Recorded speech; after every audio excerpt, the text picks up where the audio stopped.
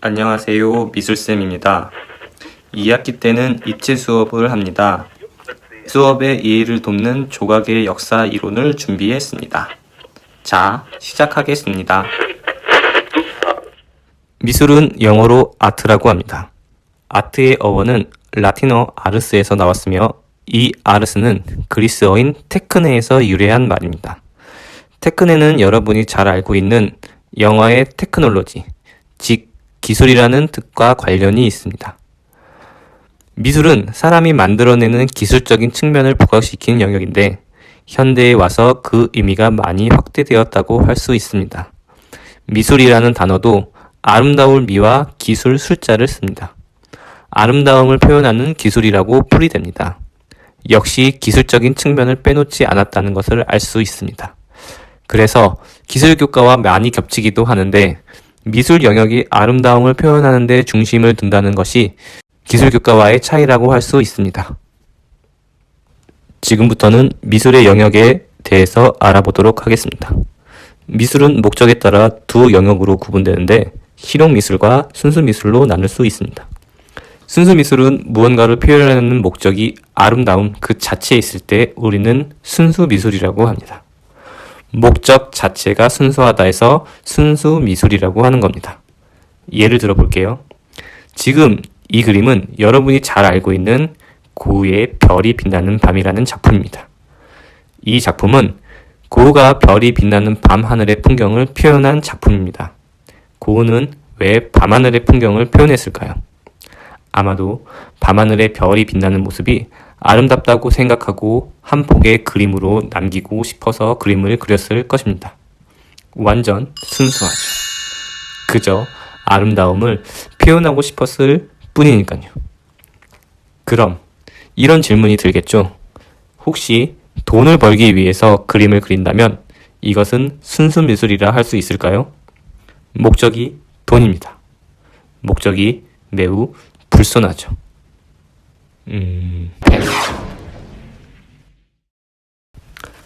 다음은 실용미술에 대한 설명입니다. 실용미술은 미적 표현, 즉 아름다움을 표현하는 목적이 아름다움의 표현 그 자체에 있는 것이 아니라 단지 수단으로 사용되었을 때 우리는 실용미술이라고 합니다.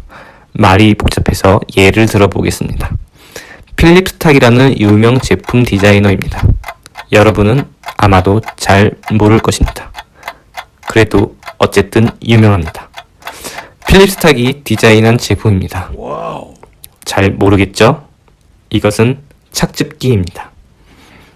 이렇게 오렌지 즙을 낼 수가 있습니다. 사실 그냥 제품만 봐도 이쁩니다. 이 제품의 목적이 무엇일까요? 그렇습니다. 즙을 내기 위한 목적입니다. 이쁘지만 즙을 내지 못한다면 이 제품의 쓸모는 없습니다. 즉, 표현하고자 하는 아름다움이 그 자체의 목적이 아니라 다른 목적의 수단으로 사용되었을 때 우리는 실용미술이라고 말합니다. 순수미술의 영역은 다시 평면과 입체로 영역을 구분할 수 있습니다. 평면은 회화, 페인팅, 입체는 조소, 스컬프처라고 합니다. 조소라는 단어는 조각과 소조의 앞글자를 따서 만든 합성어인데요. 조각은 깎아서 만든 입체를, 소조는 붙여서 만든 입체를 말합니다. 쌤이 조소과를 졸업했습니다. 작품을 딱 보여주면서 설명하면 자신감도 뿜뿜하고 멋있겠지만 수업을 열심히 안 했기 때문에 작품이 없습니다. 자, 이번 시간에는 입체 영역인 조각의 역사에 대해서 알아보도록 하겠습니다. 미술의 역사는 미술을 이해하는 데 매우 효과적인 방법입니다. 나중에 어디 가서 아는 척 할 때 폼도 납니다. 나중에 여러분이 커서 연인이랑 미술관에 가는 일이 분명히 있을 겁니다. 그때 넌지시 이 작품은 말이지 하면서 아는 척을 하면 그대를 보는 눈빛이 달라지는 것을 느끼게 되실 겁니다. 미술은 사회를 반영하는 하나의 방법이자 수단이었습니다. 그래서 미술사를 좀 더 재밌게 공부하기 위해서는 역사의 흐름을 이해하는 것이 중요합니다. 근데 난 미술교사니까 역사는 잘 몰라요. 역사는 역사쌤과 열심히 공부하시기 바랍니다. 미술은 아름다움을 표현하는 영역입니다. 당시 시대의 아름다움의 기준이 무엇이었을까를 생각하면 미술의 표현을 쉽게 이해할 수가 있습니다. 빌렌도르프의 비너스입니다. 빌렌도르프라는 이름은 당시 이 조각이 발견된 호주의 한 지역명입니다. 앞으로 나오는 무슨 비너스 하면 발견된 지역의 명칭이라고 이해하시면 됩니다. 이 작품은 우리가 알고 있는 아름다움의 기준과는 조금 다릅니다. 여러분에게 아름다운 몸매를 생각하라고 하면 아마 이런 몸매를 상상하겠죠. 와우. 왜 이 조각상은 여성의 신체를 이렇게 풍만하게 표현했을까요? 이 조각상이 만들어진 시기는 약 기원전 28,000년에서 5,000년 사이로 추정하고 있습니다. 역사가 시작되기 이전의 시대, 선사시대의 조각상이라고 할 수 있습니다. 아마 구석기 시대에 빌렌도르프 지역에 살고 있었던 원시인이 만들었겠죠. 이 당시에 이들의 삶에서 중요한 게 무엇이었을까요? 아마도 먹고 사는 문제였을 겁니다. 당시에는 사냥이 생존을 위한 하나의 수단이었습니다. 아마도 사냥에 성공하기 위해서는 한 사람보다 여러 사람이 필요했을 겁니다. 사냥하는 사람이 많을수록 사냥의 성공 확률이 높아지고 생존의 확률도 그만큼 높아지겠죠. 그래서 많은 일을 생산하는 것이 생존에 유리했을 것입니다. 이 시기에 어떤 여성이 이뻐 보였을까요? 사람 생산을 잘 할 수 있는 여성이 이뻐 보였을 겁니다. 아름다움의 기준이 된 거죠. 당시에는 아이들 잘 낳아 보이는 크고 풍만한 몸매를 선호했습니다. 그래서 이 시기에 만들어진 여성 조각상들은 크고 풍만한 몸매를 가지고 있습니다. 고대로 넘어가 보도록 하겠습니다. 문명의 발생지 이집트입니다.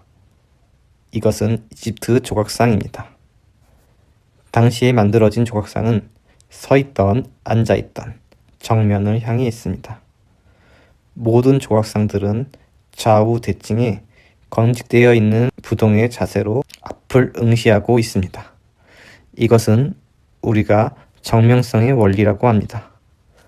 뭔가 몽둥이로 두들겨 패도 망가지지 않을 것 같이 매우 튼튼해 보입니다. 재료도 화강암이나 섭록압처럼 단단한 재료로 만들었습니다. 누군가가 조각상을 들어 저에게 던지면 바로 직사각입니다. 그러면 왜 이렇게 만들었을까요? 이집트의 환경에 대해서 생각해 봅시다. 이집트는 사막 지역에 위치해 있는 나라입니다. 사막이라는 곳은 바람이 한번 불면 순식간에 지형의 모양이 변합니다. 자고 일어나면 달라져 있는 환경 속에서 이집트인들은 많은 허무함을 느끼게 됩니다. 생각해 보세요. 집 뒤에 산이 있었는데 자고 일어나 보니 없어졌다면 얼마나 황당할까요? 이렇게 살아서 뭐하나 라는 감정이 생기겠죠. 허무하게 변해버린 현실을 부정하게 됩니다. 이렇게 살면 뭐하지? 내가 죽으면 어떻게 될까? 죽음 이후의 세계는 있을까? 있으면 어떨까?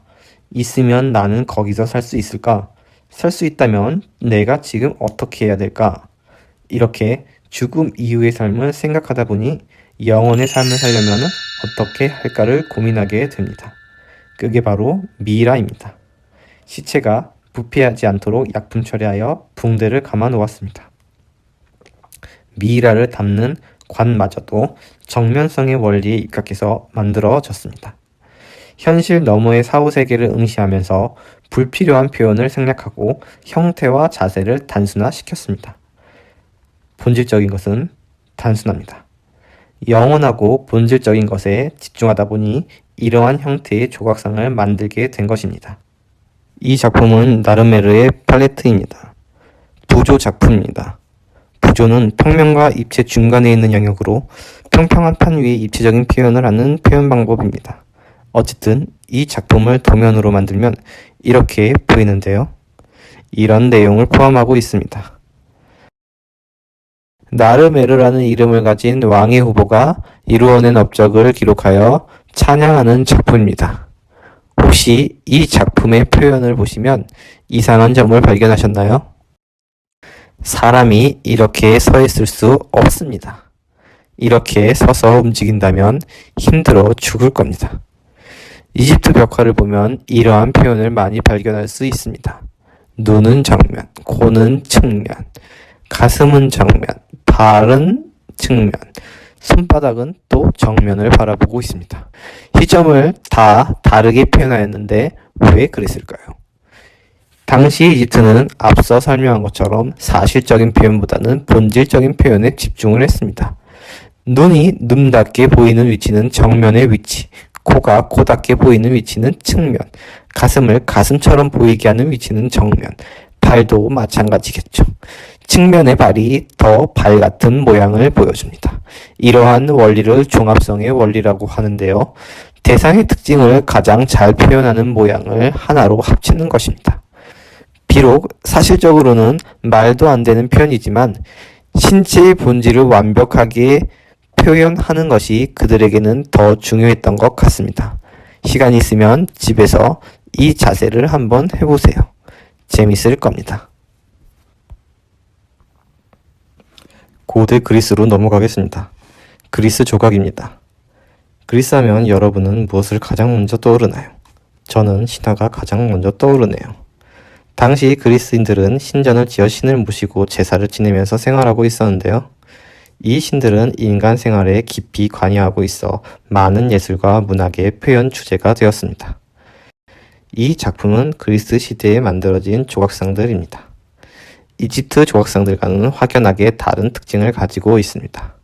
실제로 보면은 좀 멋있습니다. 왜 그리스 조각상은 멋있을까요?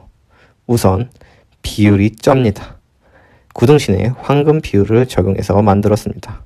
황금 비율이 무엇이냐면 그리스 수학자 피타고라스가 찾아낸 비율인데 그는 정오각형의 대각선을 황금비로 나누어 연결하면 정오각형이 만들어지는 것을 알게 되었습니다.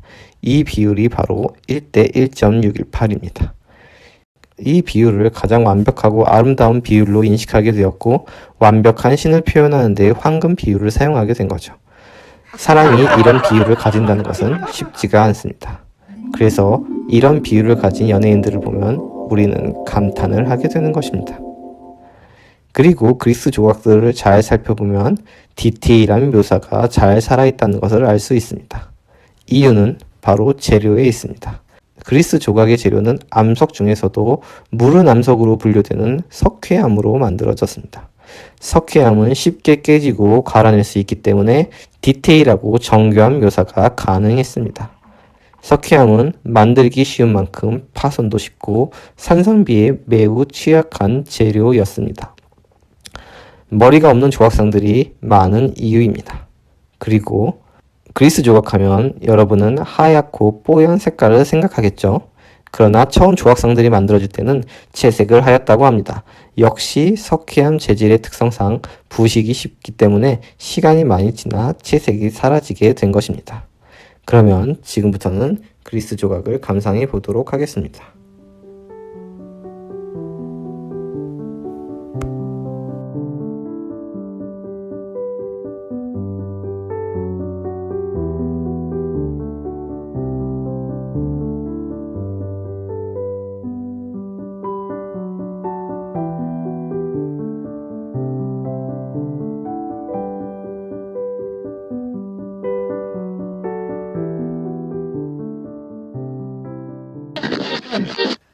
자, 지금까지 그리스 시대의 조각까지 알아보았습니다. 다음 시간에는 로마 시대의 조각부터 살펴보도록 하겠습니다. 안녕.